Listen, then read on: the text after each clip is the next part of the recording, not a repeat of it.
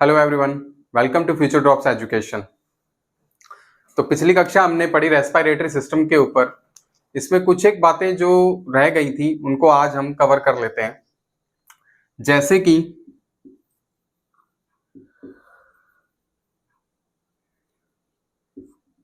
Diaphragm. तो diaphragm क्या होता है? डायफ्राम रेस्पिरेटरी का एक बहुत ही महत्वपूर्ण जो है घटक है, बहुत ही महत्वपूर्ण एक कड़ी है। आप यहां देखिए कि ये मैं एक स्ट्रक्चर बना रहा हूं हमारे रेस्पिरेटरी सिस्टम की। तो अब आप यहां देखिए कि हम यहां तक तो पढ़ चुके थे कि ये लंग्स हो गए, ये ब्रोंकाई होगी, ये ब्रोंकियोल्स हो गई, ये ट्रैकिया हो गया। लेकिन यहां अब एक ऑर्गन और है जो क्या करता है कि रेस्पिरेशन में बहुत ज्यादा मदद करता है। तो उसका नाम है डायफ्राम, जो कि कहाँ होता है? एक रबड़ जैसी स्ट्रक्चर होती है, मस्कुलर स्ट्रक्चर होती है, जो क्या काम करती है कि जब हम सांस अंदर लेते हैं तो ये नीचे की तरफ जाता है, और जब हम रिलीज करते हैं, जब हम सांस छोड़ते हैं, तब क्या हो जाएगा? तब ये जाएगा ऊपर की तरफ। आपने छोटी कक्षा में एक वो एक्टिविटी देखी होगी जिसके अंदर क्या होता है कि बोतल को कट करके नीचे रबड़ बांधकर और अंदर एक स्ट्रो से 2 बैलून और लगाकर उसे खींचा जाता है। नीचे जो बैलून है उसको खींचा जाएगा। तो खींचने पर क्या होगा? जैसे ही वो नीचे जाएगा तो नीचे जाने पे लंग्स फूल जाएंगे, क्योंकि ऊपर से हवा सक करेगा वो। और जैसे ही उसको छोड़ेंगे, रिलीज करेंगे, तो डायफ्राम जब ये रबड़ जब ऊपर जाएगा, बैलून जब ऊपर जाएगा, तो ये अंदर वाले जो बैलून है ये स्क्वीज हो जाएंगे। ठीक है। तो डायफ्राम क्या करता है? रेस्पिरेशन में बहुत ज्यादा मदद करता है। अब इसके बाद कि यदि मान लीजिए कि कोई प्रेग्नेंट लेडी है, तो अब प्रेग्नेंट लेडी कैसे रेस्पिरेशन करेगी? उसके पेट तो आप देखोगे कि वहां बच्चा होगा, तो अब डायफ्राम तो नीचे जा नहीं सकता। तो जब डायफ्राम नीचे नहीं जाएगा तो रेस्पिरेशन में मदद कौन करेगा? तो इस केस के अंदर क्या होगा? इस केस के अंदर जो रिब्स होती हैं, जो हमारी पसलियां होती हैं, तो वो मदद करेंगी। ठीक है। तो यहां तक मे बी आपको पूरा मैटर क्लियर हो चुका होगा। तो अब हम चलते हैं हमारे नए टॉपिक की तरफ, डाइजेशन।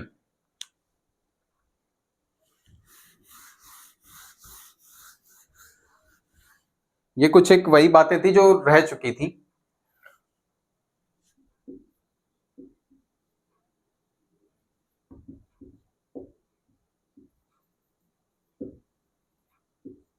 डाइजेस्टिव सिस्टम, जिसे हिंदी में क्या कहा जाता है? पाचन तंत्र। तो जिस प्रकार पिछली कक्षा में हमने देखा कि सिस्टम, उसमें भी क्या होता है? रेस्पिरेटरी सिस्टम, श्वसन तंत्र, और यहां भी क्या है? डाइजेस्टिव सिस्टम, पाचन तंत्र। तो यहां इस तंत्र का भी मतलब क्या हो जाएगा? इस सिस्टम का मतलब क्या हो जाएगा? इस सिस्टम का मतलब हो जाएगा कि हमारी बॉडी के अंदर बहुत सारे ऑर्गन जो होंगे वो इस प्रोसेस के अंदर मदद करेंगे। ठीक है। तो चलिए अब इसके बारे में थोड़ी बेसिक नॉलेज देख लेते हैं, बेसिक कोई जानकारियां देख लेते हैं। फिर उसके बाद जो नेक्स्ट वीडियो होगी उसके अंदर इसके ऑर्गन और ज्यादा अच्छे से हम डिफाइन करेंगे, उसको और अच्छे से पढ़ेंगे। और उससे जो अगली वीडियो होगी जिसके अंदर हम ग्लैंड्स पढ़ेंगे। इट मींस जो हमारा डाइजेस्टिव सिस्टम है वो 3 पार्ट के अंदर कवर होगा। तो आइए, तो अब पाचन तंत्र जो होता है, बेसिकली ये क्या होता है कि ये 2 पार्ट के अंदर डिवाइड होता है। सबसे पहले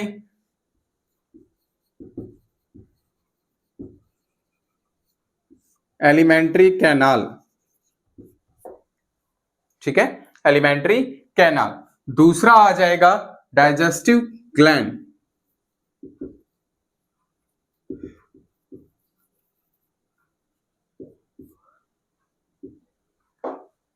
यहां तक क्लियर हुआ? जो हमारा पाचन तंत्र है इसे हम 2 पार्ट में यदि डिवाइड कर, देखिए अब सीधा ही मैं यूं ऑर्गन पढ़ाने लगूं तो थोड़ा सा जो है मैटर गोल हो जाएगा। तो इसको इजी करने के लिए क्या किया है हमने? इसे 2 पार्ट में डिवाइड कर दिया। फर्स्ट, जिसके अंदर हम सिर्फ एलिमेंट्री कैनाल के अंदर जो ऑर्गन यूज होंगे उसको पढ़ेंगे, उसके बाद हम डाइजेस्टिव ग्लैंड्स को पढ़ेंगे। तो सबसे पहला जो इसके अंदर ऑर्गन आ जाएगा वो आ जाएगा मुख गुहा। मुख गुहा क्या होती है? मुख मतलब मुंह, गुहा मतलब खाली जगह। तो अब आप देखेंगे कि मुंह के अंदर होता क्या है कि खाली जगह ही तो है। तो डाइजेशन सबसे पहले कहां से स्टार्ट हो जाएगा? वो हो जाएगा मुख से। इसको क्या बोल देते हैं, इसको अलग अलग नामों से भी बोला जाता है, जैसे कि माउथ, ऑरल और बकल कैविटी। ठीक है, mouth cavity, oral cavity, buccal cavity आदि नामों से इसको जाना जाता है। फिर उसके बाद सेकंड ऑर्गन की यदि मैं बात करूं तो वो आती है ग्रास नली। ठीक है, तो पहला हमारा कौन सा ऑर्गन था, वो था मुख गुहा। दूसरा हमारा ऑर्गन कौन सा हो जाएगा, वो हो जाएगा ग्रास नली। अब ग्रास नली का क्या काम है, ग्रास नली का काम है कि मुख से भोजन को लेकर सीधा बस स्टमक, आमाशय तक लेके जाना, बस इसका इतना ही काम है। और सबसे बड़ी बात क्या, अब आप देखिए कि जो ग्रास नली है इसे पहले इंग्लिश में क्या कहा जाता है, इसे कहा जाता है ऑइसोफेगस। तो इसमें महत्वपूर्ण जो बात है वो क्या है कि एक तो इसकी लंबाई, इसकी लंबाई कितनी होती है, वो होती है 25 सेंटीमीटर, 22 से 25 सेंटीमीटर होती है इसकी लंबाई। अब इसके बाद कि अब आप यहां से ऐसे देखिए कि जब हमने खाना खाया तो खाना खाने के बाद अब ये नली इसके अंदर कोई ज्यादा मदद नहीं करती है, सिर्फ आमाशय तक ले जाने का काम करती है फूड को। तो अब अगर जो फूड है, जो हमारा खाना है, वो आमाशय तक जाएगा तो वो तो यूं धम धम करके गिरना चाहिए था, लेकिन ऐसा होता है, लेकिन ऐसा तो बिल्कुल नहीं होता। तो क्यों नहीं होता, क्योंकि होता क्या है कि ग्रास नली के अंदर क्या होता है, एक प्रेशर चलता है जो कि उसे धीरे धीरे नीचे जाने देता है। जैसे कि आप जल्दी जल्दी जब खाना खाते हो तो खाना बीच में यूं अटकता है, और तो हम क्या करते हैं, उसको यूं निगलते हैं उसको, ताकि वो खाना नीचे चला जाए। तो अब वो नीचे जाएगा कैसे, एक प्रेशर जो होता है जो उसको नीचे लेके जाता है। ठीक है, तो ग्रास नली का क्या काम है, फूड को, भोजन को हमारे आमाशय तक लेके जाना, जिसकी लंबाई जो है 22 से 25 सेंटीमीटर आपको मिल जाएगी। फिर उसके बाद हमने देखिए, हमने दो ऑर्गन के बारे में पढ़ा है, अभी इसको डीप थोड़ा सा हमने नहीं पढ़ा, अगली वीडियो में हम इसको और ज्यादा अच्छे से पढ़ेंगे, इसके और ज्यादा छोटे छोटे पॉइंट पर भी जो है ध्यान देंगे। अब थर्ड जो हमारा ऑर्गन आता है वो आता है आमाशय, जो कि पूरी एलिमेंट्री कैनाल में सबसे ज्यादा लीड रोल, सबसे मेन रोल जो है अदा करता है।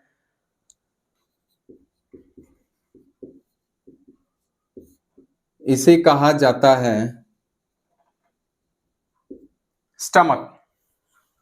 तो अब देखिए ये कैसा होता है, ये एक बैग लाइक स्ट्रक्चर होती है। जब हम खाना खाते हैं, वो खाना क्या होता है कि आमाशय में जाता है, और आमाशय में कम से कम 3 से 4 घंटे तक रहता है। और यहाँ क्या होता है, असल में भोजन का पाचन होता है। अब वो पाचन होगा किस प्रकार कि इसके अंदर जो है एसिड भी आ जाएगा, और भी बहुत सारी चीजें इसमें इंक्लूड होंगी, और ये स्क्वीज भी होता है, एक्सपैंड भी होता है, जिस कारण ये क्या करता है कि जितना भी जो HCl होगा, जो गैस्ट्रिक जो जूस होगा, उसको फूड के अंदर अच्छे से मिला देगा, ताकि वो खाना जो है अच्छे से डाइजेस्ट हो सके, अच्छे से वो पच सके। तो ये इसके बारे में एक छोटी सी जानकारी थी, इसे भी हम आगे जो है बहुत अच्छे से डीप में पढ़ेंगे। कई बार इससे जो है बहुत बार प्रश्न पूछे जाते हैं आमाशय से कि इसकी स्ट्रक्चर कैसी है, तो वो जे शेप में होती है। इंग्लिश का जो जे है इस शेप में होती है, और कैसी होती है, बैग लाइक स्ट्रक्चर होती है, इसके अंदर हम खाना भरते जाते हैं। फिर उसके बाद जो चौथा ऑर्गन है हमारे पास, वो आता है छोटी आंत।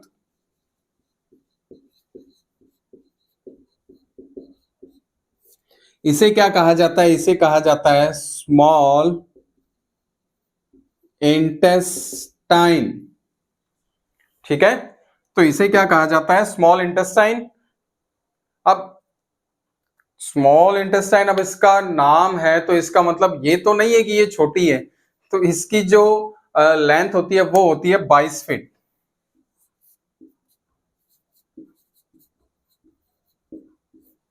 ठीक है, तो छोटी आंत का सिर्फ नाम ही है छोटा, लेकिन ये छोटी बिल्कुल नहीं होती, ये होती है बहुत लंबी।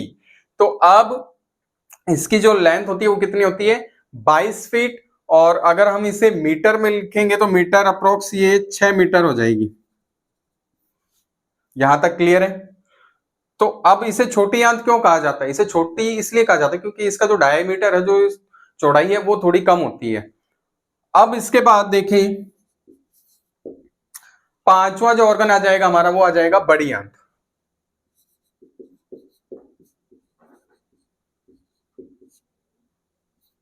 इसे कहा जाता है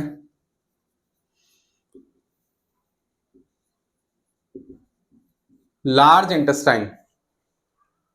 तो यहां से भी आप समझ चुके होंगे कि छोटी आंत को छोटी आंत ही क्यों कहा जाता है, क्योंकि इसका डायमीटर कम होता है। तो अब बड़ी आंत को बड़ी क्यों कहा जाएगा, क्योंकि इसका डायमीटर जो होगा वो थोड़ा सा बड़ा होगा, लेकिन इसकी लेंथ कम होगी। तो इसकी लेंथ कितनी होगी, 1.5 मीटर।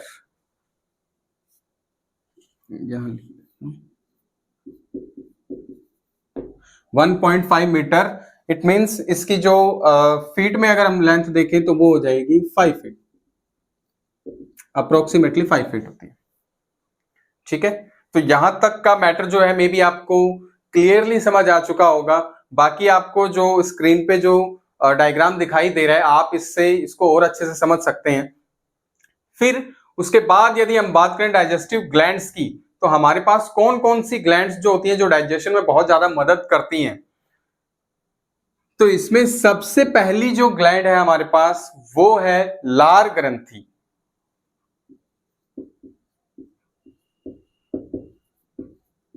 जिसे क्या कहा जाता है, सलाइवरी ग्लैंड।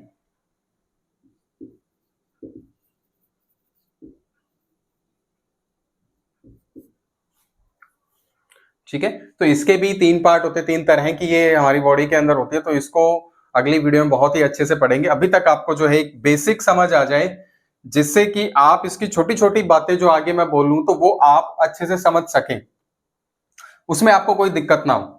ठीक है, तो उसमें जो सेकंड नंबर की जो ग्लैंड है जो हमारी डाइजेशन में हेल्प करेगी वो होती है जठर ग्रंथि।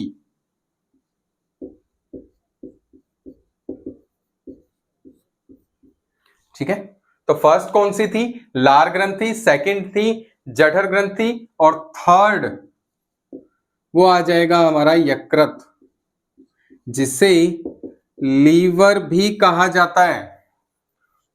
इससे आप बिल्कुल वाकिफ होंगे। अब इसके बाद फोर्थ जो हमारी ग्लैंड है वो हो जाएगी अग्नाशय, जिसे पैनक्रियाज भी कहा जाता है, इंग्लिश में कहा जाता है पैनक्रियाज। ठीक है, फिर उसके बाद लास्ट जो हमारी ग्लैंड है वो है आंत्र ग्रंथियां।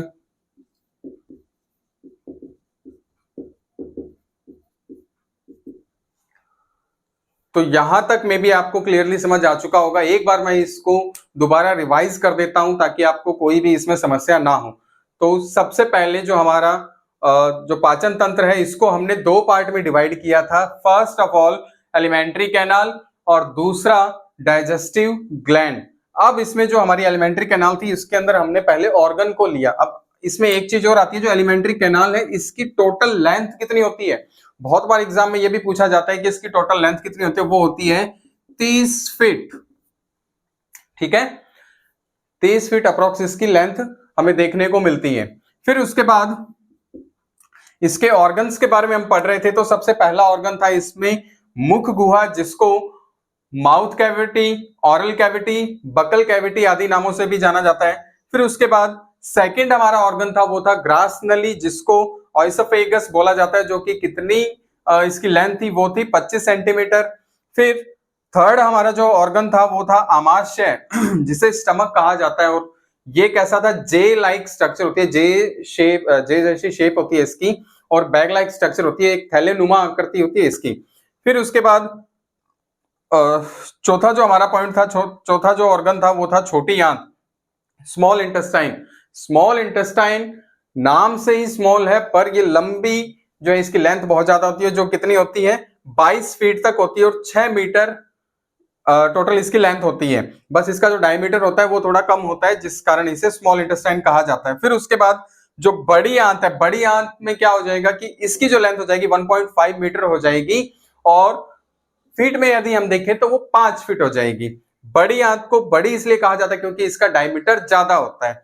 और बड़ी आंत का एक काम जो होता है वो क्या होता है कि फूड से वाटर एब्जॉर्प्शन करना होता है। ठीक है, फिर उसके बाद हम यदि डाइजेस्टिव ग्लैंड्स की बात करें तो लार ग्रंथि होती है हमारे पास, जठर ग्रंथि होती है, यकृत होता है, अग्नाशय होता है और आंत्र होती है। तो यहां तक में भी आपको पूरा मैटर क्लियरली समझ आ चुका होगा। दो तीन बातें जो है वो मैं आपको अभी और इसके बारे में बता देता हूं।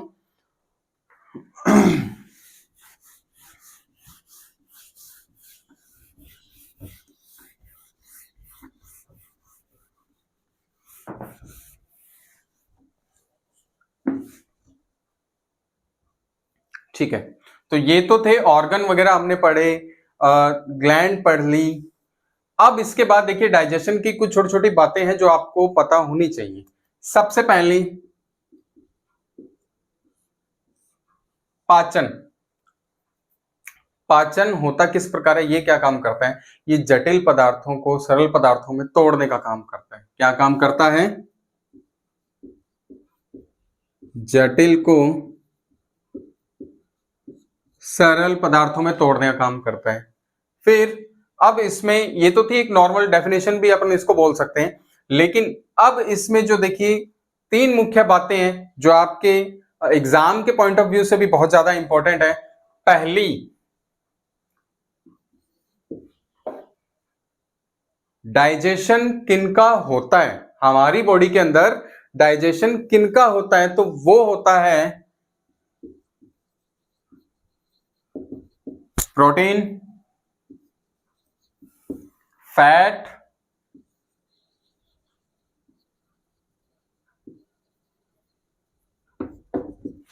और कार्बोहाइड्रेट्स। ठीक है, तो हमारी बॉडी में पाचन किनका होता है? तो वो होता है प्रोटीन, फैट और कार्बोहाइड्रेट्स। अब उसके बाद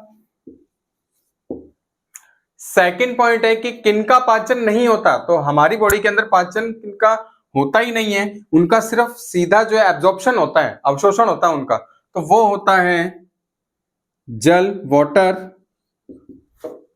वाटर का पाचन नहीं होता। क्यों नहीं होता? क्योंकि बहुत छोटे पार्टिकल होते हैं, बहुत ही ज्यादा छोटे पार्टिकल होते हैं, और हमारे पाचन का काम क्या है? जटिल पदार्थ को सरल में तोड़ना, मतलब जो ज्यादा बड़े पार्टिकल होंगे उनको छोटे पार्टिकल में तोड़ना। अब जल तो खुद ही बहुत छोटा पार्टिकल है, तो इसका डाइजेशन नहीं होता, इसका सिर्फ एब्जॉर्प्शन होता है। सेकंड पॉइंट आता है हमारे पास विटामिन। ठीक है, तो सेकंड पॉइंट है हमारा विटामिन। जल और विटामिन, इन दोनों का क्या नहीं होता? डाइजेशन नहीं होता, इनका सिर्फ एब्जॉर्प्शन होता है। और लास्ट हमारे पास थर्ड जो पॉइंट है इसके अंदर वो है मिनरल, खनिज।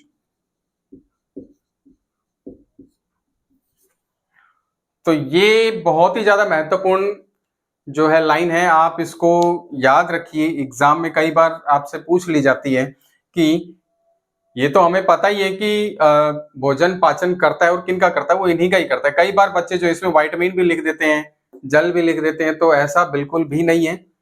जल, विटामिन और खनिज, इनका हमारी बॉडी पाचन करती ही नहीं है, तो इनका सिर्फ एब्जॉर्प्शन होता है, हमारी बॉडी इसको सिर्फ एब्जॉर्ब करती है। ठीक है, फिर उसके बाद अब यहां तक तो ठीक है। अब इस चीज से भी आप ये समझ सकते हो कि हमें ऊर्जा कौन देता है। तो जिनका डाइजेशन होगा वही तो हमें ऊर्जा देगा। ठीक है, तो जिनका डाइजेशन होगा वही हमें ऊर्जा देगा, जिनका एब्जॉर्प्शन होगा वो हमें ऊर्जा नहीं देंगे। तो यहां से भी आप एक और बात जो है याद कर सकते हो कि किसका पाचन होता है वो तो हमने देख लिया, किसका पाचन नहीं होता ये भी हमने देख लिया। तो अब हमें ऊर्जा कौन देता है? तो हमें ऊर्जा देता है प्रोटीन, फैट, कार्ब्स, कार्बोहाइड्रेट। तो ये तीन हमें क्या करते हैं? ऊर्जा देने का काम करते हैं। परंतु यहां विटामिन जो है ये हमें ऊर्जा नहीं देती। ठीक है, तो आज की वीडियो में इतना ही। अगली वीडियो में हम मिलेंगे जिसके अंदर हम इसके डाइजेशन के, एलिमेंट्री कैनाल के जो ऑर्गन्स हैं उनको अच्छे से, बहुत ही डीप से उसको हम पढ़ेंगे। तो थैंक यू।